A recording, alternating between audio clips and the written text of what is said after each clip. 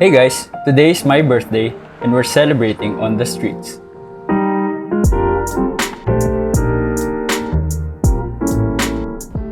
I woke up late today and had a slow start. I've been walking around for quite some time now and still about to get my first shot of the day.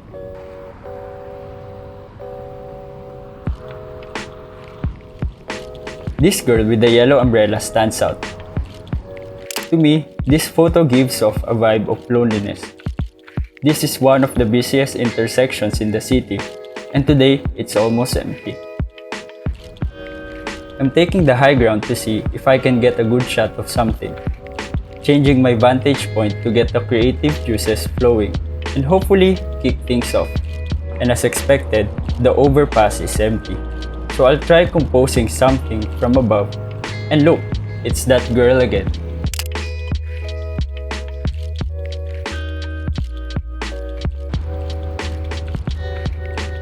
As you can see, there are few people in the street, so the next creative thing to do is to take a selfie. And by taking a selfie, I realized I could use the signage to create abstract images.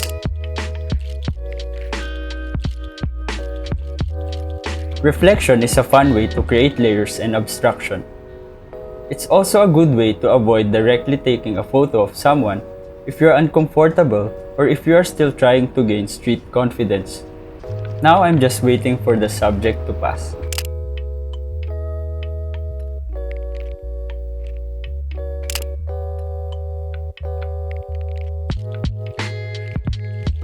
I'm trying to change my angle as it directly affects the reflection. And of course, by doing that, I totally missed that guy on the bike. Good thing I didn't have to wait long for the next subject to arrive.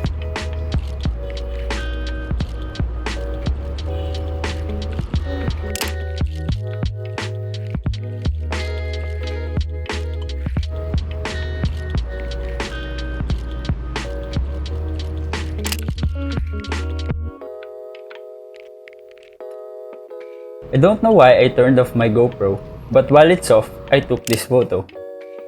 I kind of like it because of the clear leading lines directing the view to the subject. On my left are some commuters waiting for a bus.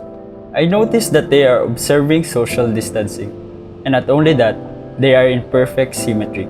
How could I not take a photo?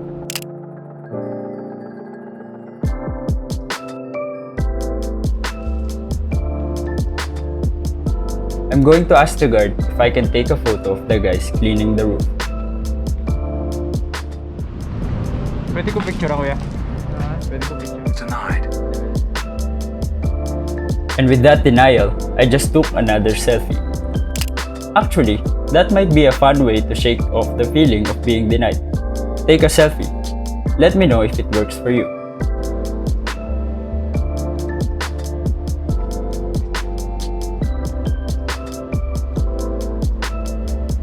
Here's a group of workers. I'm not thinking of composition at this point. I just thought they look cool. Do you know those movie scenes where guys walk away from an explosion? Yeah, that's how I felt with this frame. Here I found my shadow amusing, but I can't find the proper composition, so I moved on. A few seconds away, I found this spot. Here I can really play with my shadow. There are lights that I can play with. The colors are toned down. The frame is not so busy.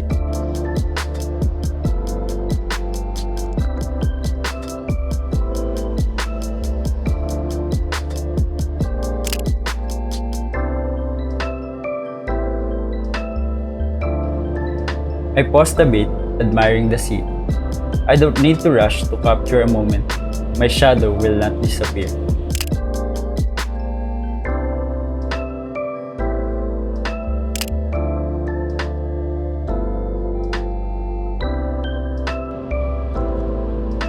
While I'm being poetic, this guy appeared in the frame. I don't know what the plan is, but he's walking towards the center.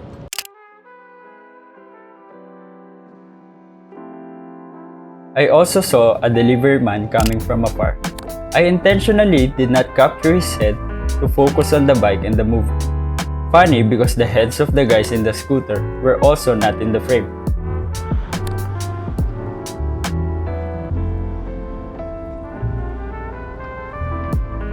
The theme of taking my shadow continued. I'm not sure why. Did I tell you it's my birthday? Maybe that's connected, maybe not.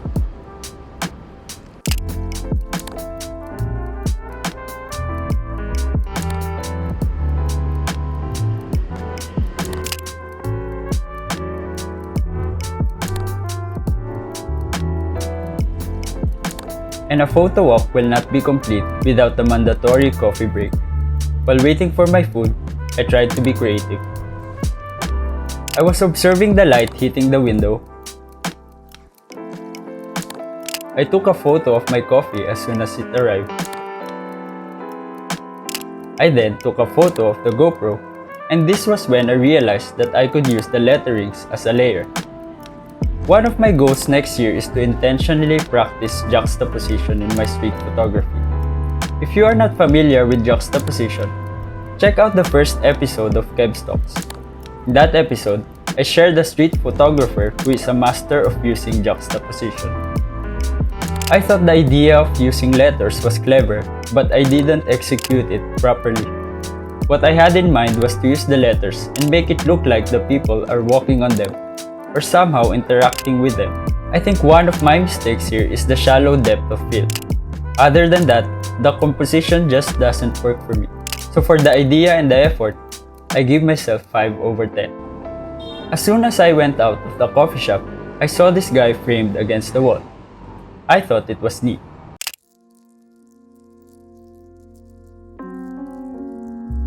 I originally planned to close the video with that last photo, but I thought I'll include other photos of when I was on my way to do errands or transition from one spot to the next.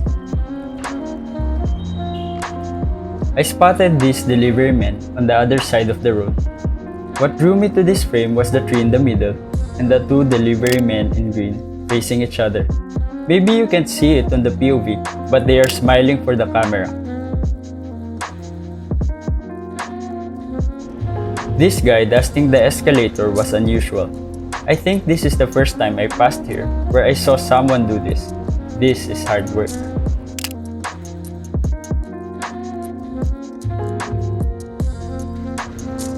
I positioned myself to take a photo of this guy pushing the cart. I asked his permission if I can take his photo. He said yes, but proceeded to rush pushing his cart.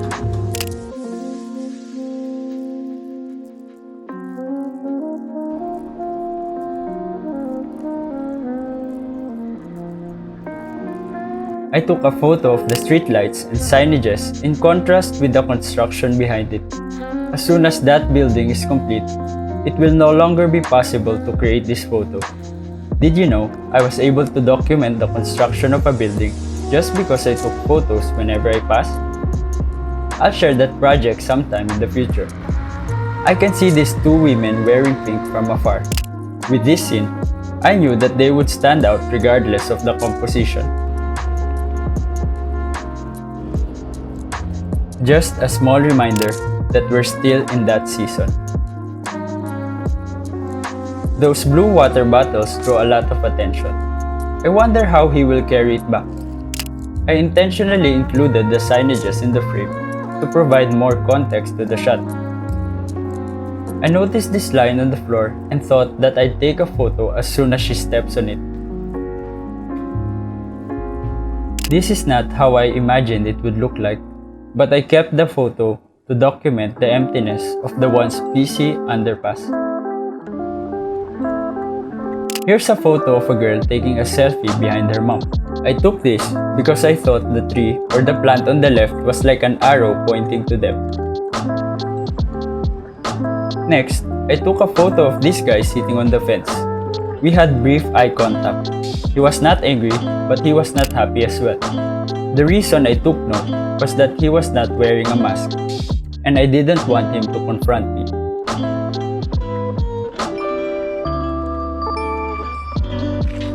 And for every photo walk, I take at least one photo for my wife. It's either a photo of an animal, flower, or something funny. This time it's a cat.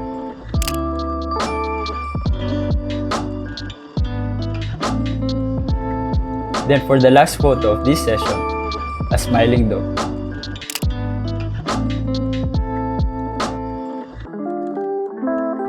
Now I need to go back to my wife, show her the photos, and celebrate my birthday.